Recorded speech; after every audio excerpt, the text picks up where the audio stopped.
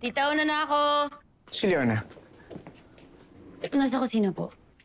Oh, Hector, naligaw ka. Hindi mo bahay ito, ha? Si Liv. Sinundo siya ng mga pulis sa trabaho. She'll be interrogated. Teka, sandali. Hindi pa tapos ng kausapin ng mga pulis si Liv? Tumawag sa akin si Liv. She asked for a lawyer. Tinawagan ko na sa Tony Vivero. Sugar? Anong alam mo? Tita. Anong alam mo? May alam ka! Sabihin mo sa akin, kailangan alam ko kung ano nangyayari sa anak ko. Sagot! Ano po kasi... Sugar? Ano? Nag-break na po si Liv tsaka si Coach Zach bago pa po siya mamatay. Nahuli po kasi niyang may babae. Kita mo nga naman, Hector, oh. Kita mo nga naman, oh. Parehas na parehas kami, no? Dahil po kasi doon, napabanta po si Liv kay Coach Zach. Sa galit niya. Nagbanta si Liv.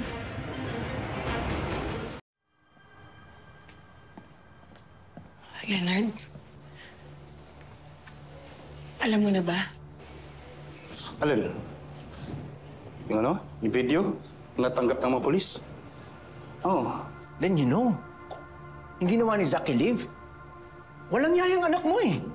Hindi man nuloko anak ko, Leonard! Hindi man nuloko anak ko! Tama na yan! Alam mo, ikaw kang gumawa ng gulo dito. Bakit di mo pinagtatanggol mo to? Niloko ng anak nito, ang anak natin. O ikaw naman kasi kung makapagsalita ka, Hector, parang hindi mo ginawa sa akin noon o nakalimutan mo na. Ngayon pinagbabayaran ng anak mo. Yun na. Matagal na panahon na yun. At pinagsisiyan ko na yun. Ano ba? Alam mo kasi ganito, ha? Kayo mga lalaki, pare-parehas lang kayo. At kaming mga babae ang nagbabayad ng kasalanan ninyo. Sino ba yung anak mo? Hindi ba? Niloko yung anak mo tapos siya ang iniimbestigahan dito sa presinto. Biktima rin si Liv. And she doesn't deserve this. Anak? Ha? Hoy, Ano po ginagawa niya dito? Ayos ka lang? You didn't have to come here. Hindi. Ano ka ba naman? Bakit naman kasi hindi mo sinabi sa akin agad yung tungkol kay Zach? Nauna mo pang tawagan to, oh. Eh, di ba sabi mo no secrets? Nagkasundo tayo, di ba? No secrets tayo. yun na. She needed a lawyer.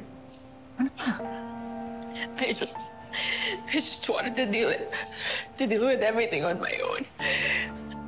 Kasi, di ba, ever since naman dinura mo ako mag-independent, di ba? Ayoko din naman na maging istorbo sa inyo. Anak, hindi ka nag-iisa.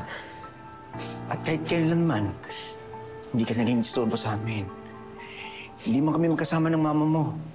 Pero anak, andito kami para sa'yo. I'm sorry, I thought I've handled it. I'm sorry. Okay lang. Liv, pwede ba tayo mag-usap?